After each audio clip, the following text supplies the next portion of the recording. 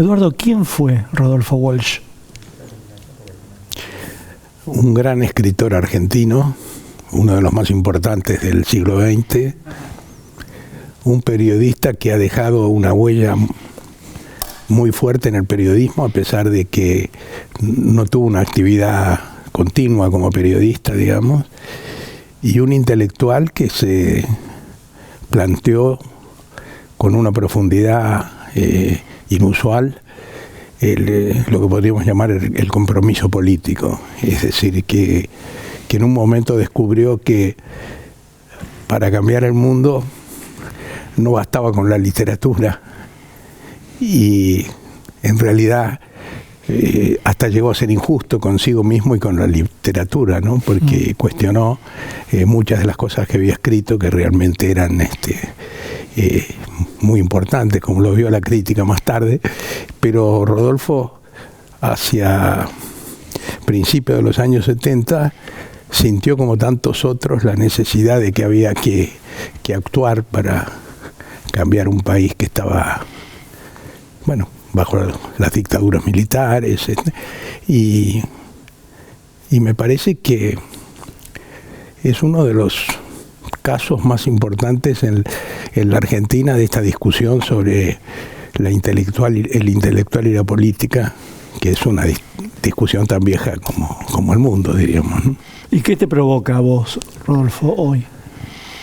Mira, yo tenía una relación que por lo menos para mí era importante, aunque no nos veíamos con tanta frecuencia, y siempre fue un personaje sobre el que pensé que tenía que escribir, porque realmente me habían impactado mucho algunas de sus características.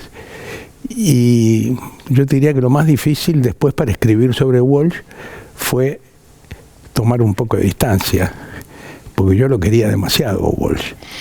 Y eso creo que se nota en el libro, pero al mismo tiempo creo que también se nota que hago un esfuerzo por distanciarme, por criticarlo algunas veces, por ejemplo, cuando ha sido tan arbitrario con su propia obra, ¿no? ¿Eso es lo que más le criticas? Sí.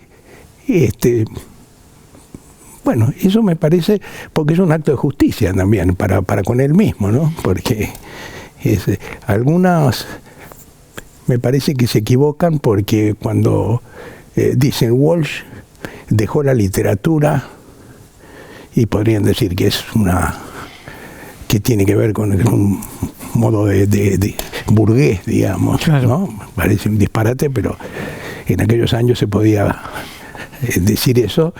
Y tu enojo entonces es burgués. ¿Cómo? Tu enojo es burgués. Claro. Y yo, que estuve en el mismo proceso político que él, y que también me planteé que en determinado momento creía que la política era imprescindible asumir un mayor compromiso político, me parece que afortunadamente hacia el final de su vida, desgraciadamente pocas semanas después lo mataron, pero Rodolfo llegó a una síntesis más clara, porque volvió a reivindicar su condición de escritor, ¿no? La carta a la Junta Militar es un texto importantísimo políticamente, pero también es el gesto de un escritor que vuelve a firmar con su nombre, claro, y con su condición de escritor, ¿no? Que se asume como autor. ¿Es un escritor? ¿Es un periodista? ¿Qué es ahí?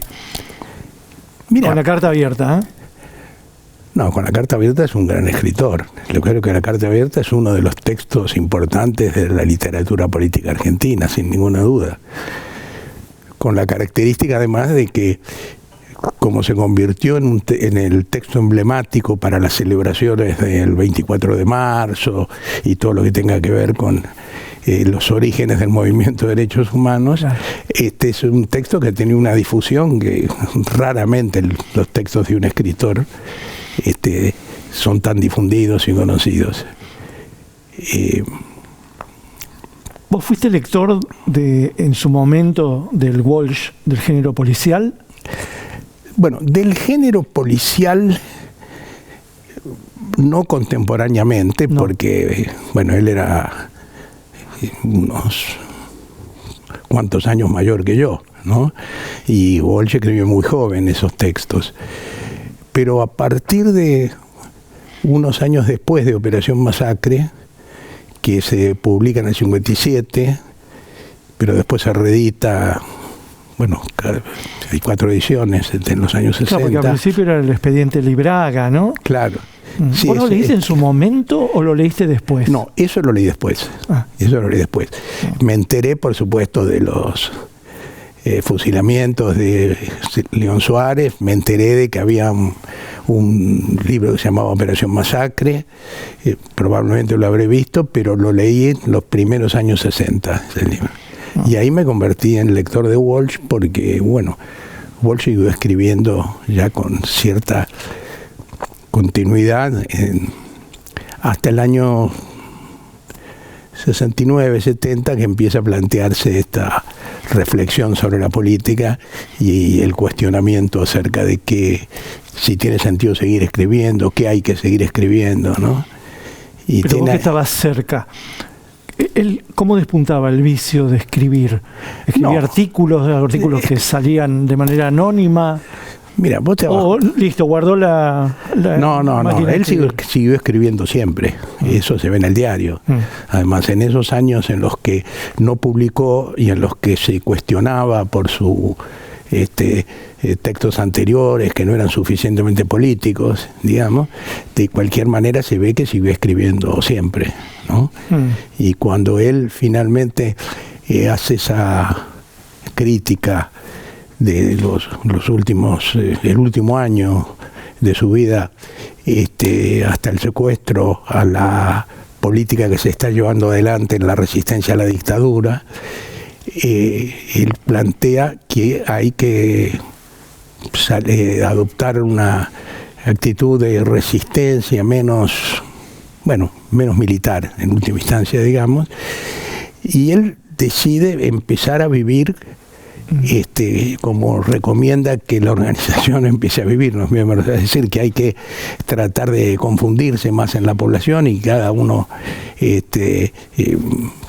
no necesariamente estar sustentado por el aparato, digamos, y Rodolfo vuelve a ser escritor, es decir, tiene proyectos para terminar las cosas que había estado esbozando, que son desgraciadamente los textos que no conocemos. Claro. Es decir, conocemos sobre todo aquel cuento Juan se iba por el río, que tantas veces lo comentó Lilia, claro, la compañera de Walsh, en los últimos 10 años, que yo casi te diría que como si lo hubiera leído, pero esos textos nunca se rescataron, ¿no? Y un hombre de cambios, ¿no?, radicales en su vida. ¿Cuáles fueron los hitos de esos cambios en Rodolfo? Bueno, él dice en un texto autobiográfico: Operación Masacre cambió mi vida. Porque hasta ese momento él era un escritor de policiales, fundamentalmente, alguien que trabajaba de periodista, con algunos artículos valiosos, pero que en general él le daba menos importancia en esa época a estas colaboraciones periodísticas que a las traducciones, y era un gran traductor, Rodolfo, y a los cuentos policiales. Importante eso, que fue traductor, ¿no? Sí. Ahí debe haber aprendido todo lo que no aprendió en academia, ¿no? Sí, claro, exactamente. Pero vos me preguntabas... Los hitos. Los hitos, bueno. Cambios. Entonces, obviamente Operación Masacre es un primer cambio, y fundamental. Y es un descubrimiento, como dice él, de que hay un amenazante mundo exterior, ¿no? Porque hasta ese momento él estaba muy encerrado en su obra de escritor y, bueno, y curiosamente era antiperonista en ese momento. Claro. Walsh, que había sido peronista cuando era muy joven, a los 17 años, es decir, en el 45, pero que no recordaba demasiado ese antecedente, porque había sido peronista, podríamos decir, por el lado malo, ¿no? Es decir, había estado vinculado a grupos nacionalistas de derecha, ¿no? Claro. Entonces, esa experiencia termina muy rápido, un par de años después del 45, ¿Por qué crees que terminó? Bueno, porque me parece que él lo dice en su diario, claro que esto está escrito años después, dice que era un grupo muy degradado, que había algunas personas talentosas a las que nombra, ¿sí? Pero que termina convirtiéndose en una fuerza de choque. Y evidentemente Walsh no era para eso. Se dice que probablemente su condición de hijo de descendiente de irlandeses haya influido. El nacionalismo ese de esos años era un nacionalismo antibritánico fundamentalmente, ¿no? Entonces, y después de Operación Masacre es el punto de ruptura que sigue, es el que me parece que tiene que ver con su obra literaria, ¿no? Y hay que es un proceso interesantísimo que marcado por la literatura, decís vos. Sí, marcado no por la militancia. No, marcado hitos, por ¿no? la hitos. dificultad de conciliar literatura y militancia. Sí. Pero en el campo de la política yo creo que la experiencia fundamental, y es una experiencia periodística, es cuando él se incorpora a la CGT de los argentinos y dirige el diario. Uh-huh. Eso porque el diario no era simplemente un boletín de una organización sindical, ¿viste? Tenía vida propia. ¿Eso en qué año es? Y eso es en el 68. Pero antes había tenido la experiencia de Prensa Latina. Sí, la experiencia de Prensa Latina fue... La experiencia de Prensa Latina también marca que lo que le gustaba hacer a Walsh, ¿no? Porque él está en la sección de artículos, de notas especiales, ¿no? Es decir, a él le gustaba escribir. No era esos periodistas que gozan con los cierres, ¿viste? Total. Sí, que también, bueno, también eso puede ser importante y hasta no lo subestimo en absoluto. También todos nos formamos en eso, pero... Claro, la redacción. Claro. Pero Walsh era, con las veces que él se asumió una responsabilidad así cotidiana en el periodismo, sí, siempre tuvo que ver con la política. Prensa Latina, la CGT de los argentinos, el diario Noticias. ¿Pero cómo se le da la oportunidad de Prensa Latina a él, Cuba? Se le da a través de Massetti, que era el fundador de Prensa Latina, Jorge Ricardo Massetti, y que recluta a una serie de periodistas argentinos, entre los cuales el más importante, por no decir que más ha trascendido, es Rodolfo. Y bueno, y eso para él va a ser muy importante políticamente, porque, bueno, estuvo el nacimiento de la Revolución Cubana, y esto 50 años después o 60 ahora, es difícil de entender, porque Cuba está en una situación complicada, pero por muchas razones sigue habiendo una corriente de afecto, de apoyo, pero realmente a comienzos de los 60 nos cambió la vida, es decir, es antes y después de la Revolución Cubana. Claro. Pero ¿es un hito entonces la Revolución Cubana en la vida de Rodolfo? Sí, que es un hito, pero sería difícil de establecer un momento. Yo creo que ahí Rodolfo, te diría, para mí un hito fundamental también, pensándolo ahora, es el texto Esa mujer, el cuento de esa mujer, ¿no? Es decir, ¿por qué? Porque él, bueno, como le pasó a tanta gente, y yo soy uno de ellos, entró más al peronismo por el lado de Evita, ¿no? Y de todo lo que significaba en esos años, además Evita, que era no solo la admiración por su vida, sino también la indignación por lo que estaba ocurriendo con la sustracción de su cadáver, claro, ¿no? Claro. Que él reflejó también en ese cuento. Y me parece que eso lo acercó a un peronismo distinto, porque y la influencia cubana me parece que tiene que ver con que Walsh fue, aunque no se llamaba así, pero uno debería decir que fue un peronista de izquierda, ¿no? Por sus definiciones a lo largo de toda esta última época. Pero su relación con Mazzetti tiene que ver con las redacciones, tiene que ver con alguna militancia en algún sindicato. Ese es mi eslabón perdido. Sí, bueno, y no sé si lo vamos a poder dilucidar del todo, porque él lo conocía a Mazzetti desde el año 45, 46. Sí. Lo que no está muy claro es qué relación siguió teniendo con Mazzetti.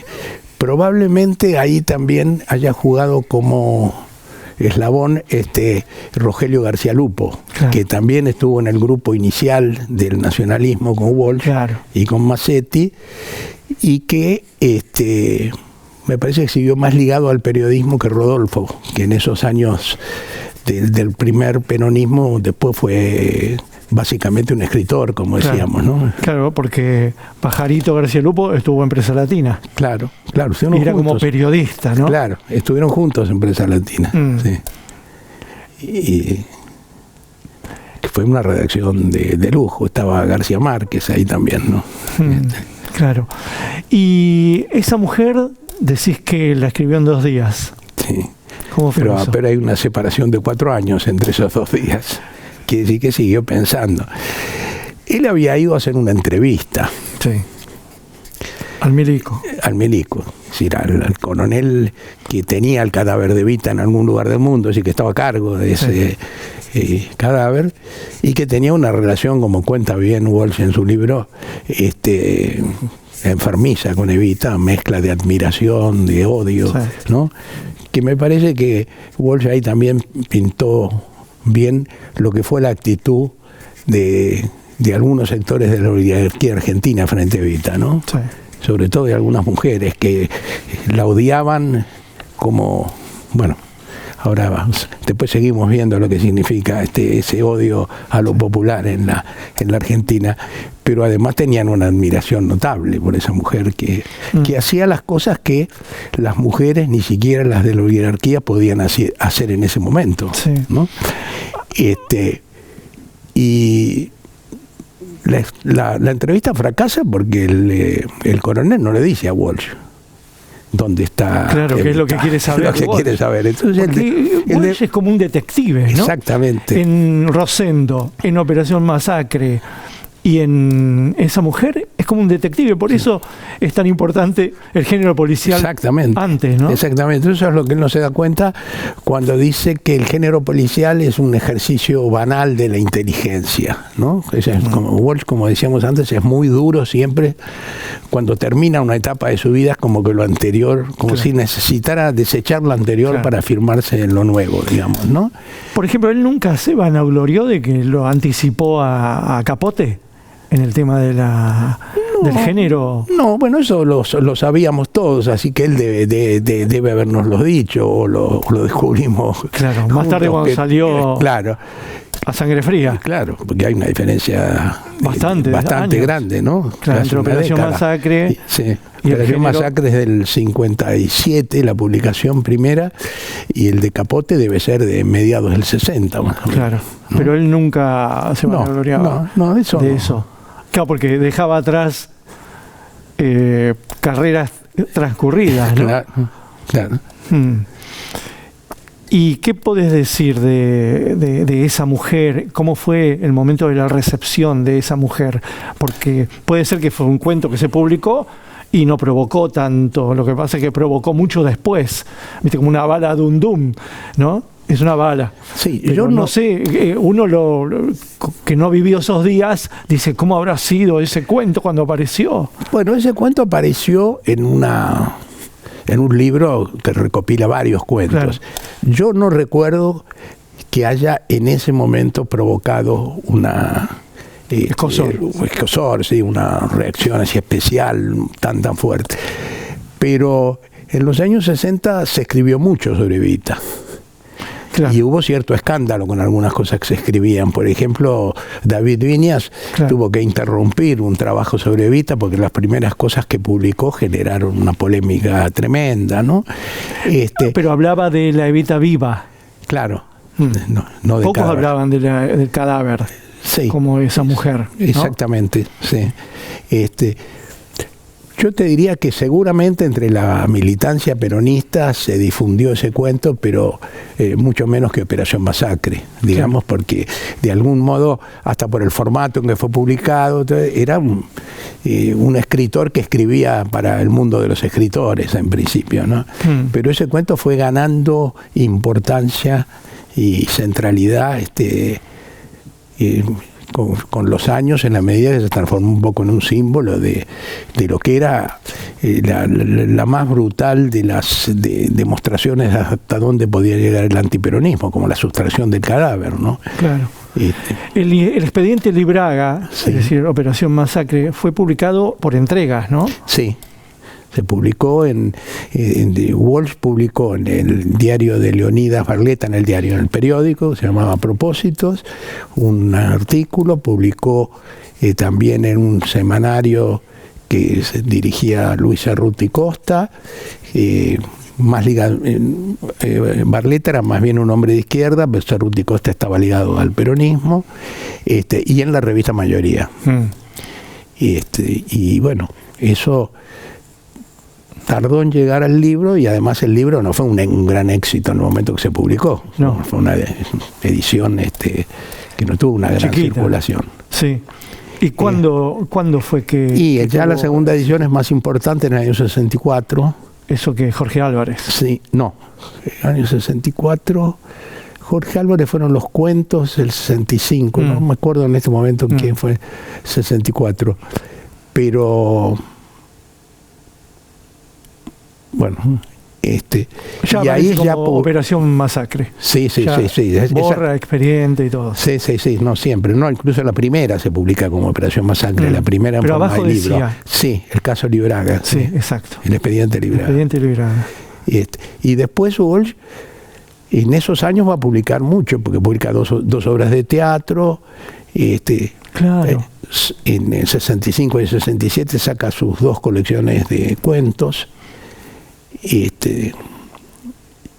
después va a publicar más esporádicamente. ¿No? ¿Es incómodo para la literatura argentina el compromiso político de Rodolfo Walsh? Sí, es incómodo porque en principio muchos escritores peronistas de izquierda con un gran compromiso político no dieron el mismo paso, y uno seguramente piensa que seguramente se preguntaron por qué yo no hice lo mismo que Walsh. En realidad la respuesta la dio Walsh muy bien, ¿no? Hablando de la muerte de Paco Urondo. Dijo, algunos dieron un pasito más, podía haber dicho dimos un pasito más, ¿no? Claro. Que fue el de pasar al compromiso de la lucha armada. Claro. Pero él de una manera muy sincera dice, pero eso es absurdo juzgar a la gente con ese patrón, los que se animaron a dar ese paso y los que no se animaron, ¿no? Porque él hubiera podido decir también que en otras circunstancias de su vida él tampoco dio ese paso, ¿no? Es decir, no digo ya la lucha armada, sino incluso estuvo alejado de la política. Entonces no cayó en esa actitud sectaria que a veces se ha tenido, de que los escritores que se quedaron en su mundo, alejados de la política. Bueno, claro. La verdad sería interesante que Walsh hubiera podido seguir escribiendo unos años, a ver cómo él seguía ese replanteo que hace cuando... Y la lectura de la academia, ¿no? Exactamente. ¿Fue revolucionario en el periodismo, Walsh? En algún sentido, yo creo que sí. Por ejemplo, en el periodismo de investigación. Pero ahí yo te diría que hay también la gran diferencia entre Walsh y otro, por ejemplo, el periodismo de investigación que se sigue haciendo, es que en Walsh había un patrón de conducta, una ética del periodismo que desgraciadamente después no siempre se ha mantenido, ¿no? Claro.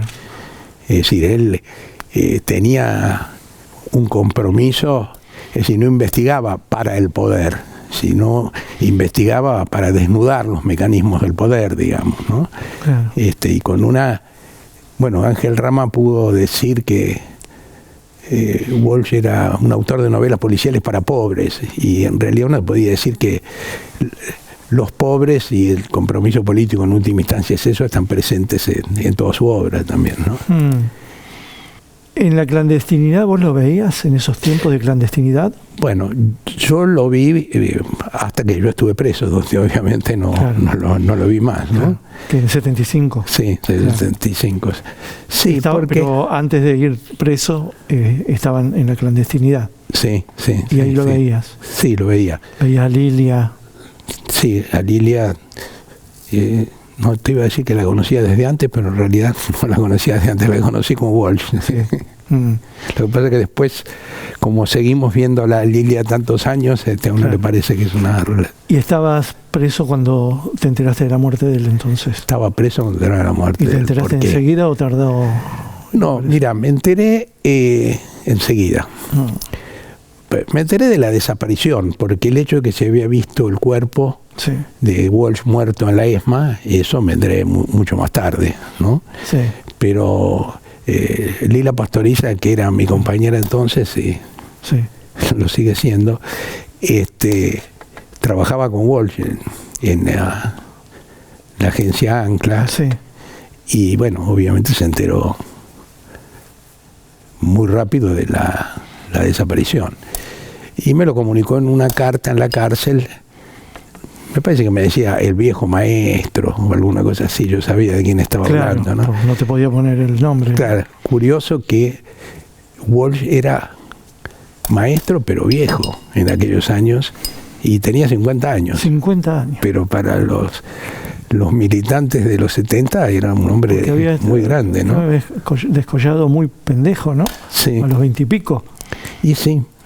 Él gana el Premio Municipal de Literatura en el año 54, que dice que tenía 27 años. Y lo gana con un jurado donde él en ese momento era más antiperonista, y era un jurado que no hacía suponer que iban a darle el premio a un escritor antiperonista, ¿no? ¿Y vos sabés cómo se llevaba con la literatura argentina, él? Bueno, ¿cuáles eran sus gustos? Sí, él tenía como todos los grandes escritores argentinos, una relación conflictiva con Borges, ¿no? En realidad la elección del cuento policial clásico en inglés es muy borgiana, también ahí es muy grande la influencia de Borges, hasta que en los años 70 Walsh iba a cuestionar a Borges, ¿no? Diciendo que, bueno, en un momento captó alguna de las claves de la Argentina, pero que ya no lo hace más, y después él era tipo muy por ejemplo, todas las corrientes literarias del grupo Contorno, con los que obviamente Walsh no participó en eso. Viñas, esa gente. Sí, Viñas, los hermanos Viñas, Rosin. Pero él no pertenecía a una camarilla literaria. No. Más a la periodística. Sí, él se acerca a ese grupo de los ex Contorno a mediados de los 60. ¿No? Y me parece que no tenía ninguna, no se consideraba partícipe de ningún círculo literario en particular, ¿no? Seguramente cuando era escritor de policiales sí, porque... ¿Por qué seguimos leyendo a Rodolfo Walsh?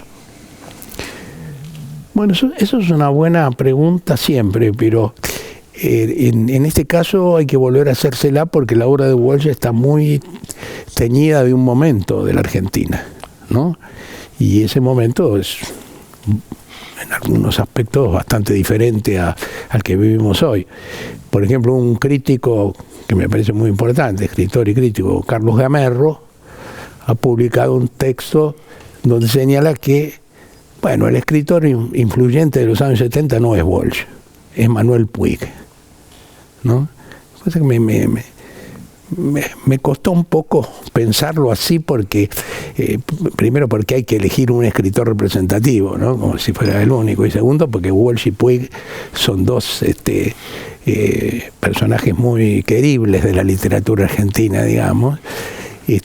Aunque es cierto que a lo mejor en esta sociedad que hoy vivimos, donde los temas de género, la diversidad sexual, han cobrado una importancia muy grande, bueno, Walsh no expresa eso y Manuel Puig obviamente sí, ¿no? También hay un texto de María Moreno de hace pocos años, donde toma algunos textos de Walsh y habla acerca del machismo de Walsh, que era el de casi todos los escritores y casi todos los hombres en aquella época, ¿no? Entonces, pero a mí me parece que Walsh hay que leerlo de otro modo, y hay que leerlo. ¿Cómo hay que leerlo? Y hay que leerlo como uno lee toda obra perdurable, no pidiendo respuestas ni sobre la literatura ni sobre la política para hoy, sino bueno, es uno de los escritores que me parece que más han aportado a la literatura argentina del siglo XX y además uno de los que mejor ha resuelto la relación entre política y escritura, porque él, como bien lo señalaba Piglia, que descubrió algunas de las claves de Walsh, no hace novela social, ¿no? Esos textos que a veces, bueno, en algunos casos pueden ser grandes obras, pero en otros uno está más ligado al texto porque la ideología que expresa, digamos, que por el valor literario que tiene, ¿no? Claro. Entonces, Walsh es un tipo tremendamente riguroso como escritor. De valores literarios sólidos. Claro. Y al mismo tiempo, paradójicamente, es el tipo que más se comprometió con la política, claro, ¿no? ¿Y cuál es tu entrañable Walsh, Eduardo? Y para mí es el de esa época de la CGT de los argentinos, porque ahí tuvimos como había cierta clandestinidad en esa época, pero no tanta, digamos, ¿no? Onganía hacía discursos terroríficos, pero en general tardó en armarse la represión con las características que se dio después del 76, y en esos años nos veíamos, teníamos una agrupación de base de la CGT de los argentinos, que es una agrupación de periodistas, y nos reuníamos todas las semanas. Y la verdad que ahora eso lo extraño porque uno aprendía mucho y además discutía mucho, ¿no? Porque Walsh no era un tipo que se imponía, él era bastante mayor y tenía una obra literaria, nosotros lo sabíamos que estábamos reunidos con el gran escritor, y el tipo era muy humilde. ¿Te escuchaba? Sí, al mismo tiempo te dabas cuenta que tenía una fuerte autoestima, ¿no? No es que era la humildad del que en última instancia dice... Estaba seguro. Y tenía una cierta inseguridad, y eso... ¿Era inseguro? Sí, pero ¿sabes en qué terreno inseguro? Él lo dice en su diario: yo era un mal marxista. Y en aquella época había que ser marxista. Entonces, ¿no? Walsh es un hombre que llega grande a la militancia política, sí, y que entonces él veía que como que no se animaba a discutir con Portantiero, con Puigros, con la gente que en esos años era una referencia en el ensayo político, en el pensamiento político. Y después, y eso se ve, y esto es muy curioso, él participa en el año 66 en una revista que sacó un solo número y se llamó Política. Yo me acuerdo siempre que sacó un solo número porque yo preparé un artículo para el segundo y no se publicó. ¿Tenés el número 1? No lo tengo, lo vi cuando escribí el libro, lo vi en alguna biblioteca.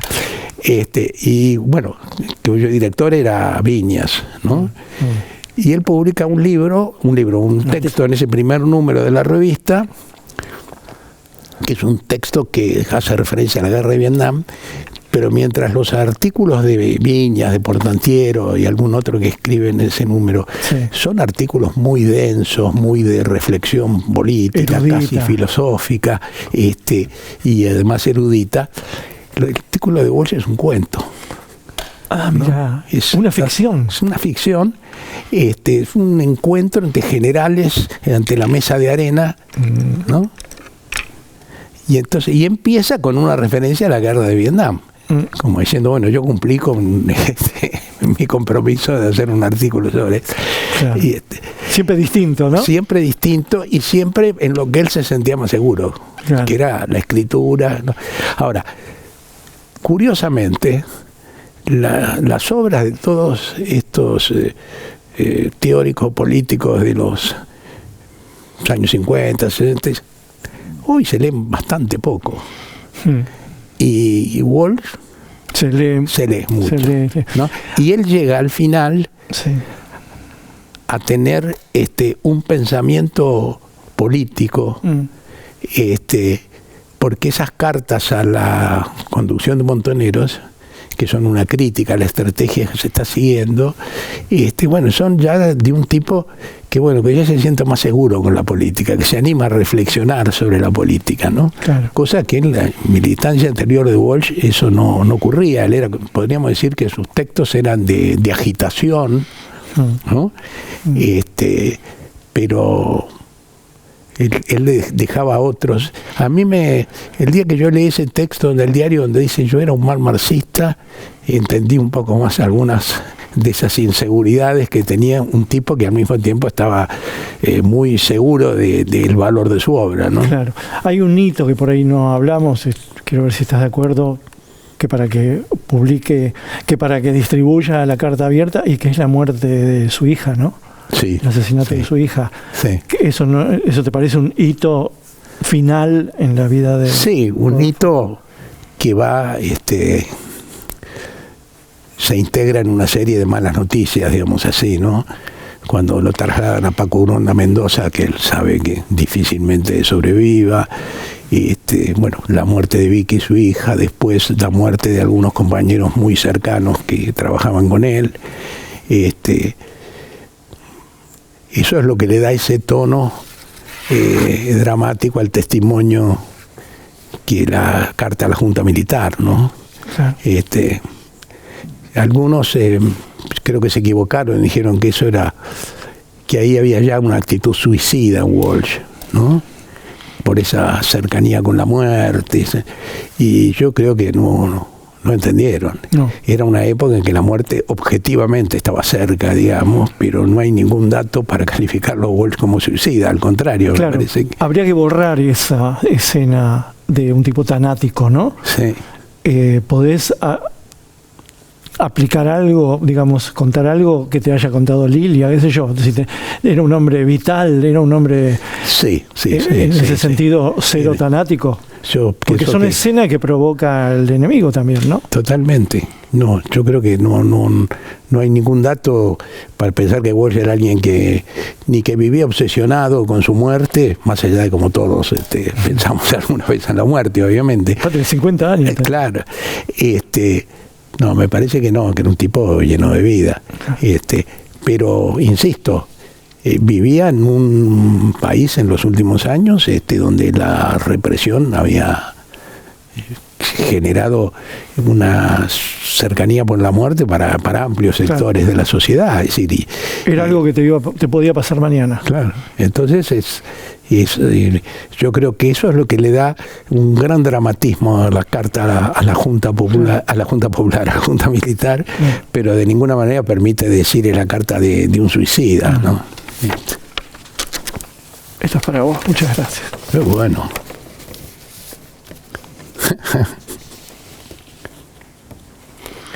Qué bueno. ¿Pensás que llegará un momento en el que se reconocerán sus valores literarios sin juzgar su actividad política o ideológica? Sí, Sí, yo creo que es difícil saber cuando una obra ya no es contemporánea, digamos, en qué momento va a haber una gran recuperación o si simplemente va a seguir siendo considerada una de las obras importantes. Pero a mí me parece que hay lectores de Walsh ya hoy que bueno, seguramente tienen también alguna afinidad con muchos de ellos con su trayectoria política, pero que es que se lo reconoce como un gran escritor, ¿no? Bueno, y tendrá esa discusión que planteaba Gamerro es interesante. Walsh ya no es representativo hoy, ¿no? Yo creo que, como te decía antes, en algún sentido se puede entender esa afirmación, pero por otro lado, también en muchos aspectos este país no es tan distinto al de los años 70, es decir, ¿no? El neoliberalismo sigue siendo muy fuerte en la Argentina y las dificultades para afirmar una democracia más plena también. Entonces, me parece que cuando se reflexione sobre esos grandes temas, Walsh va a estar presente, ¿no? Y va a estar presente como un escritor, que eso es evidentemente lo más perdurable. Claro, un escritor para todos los tiempos.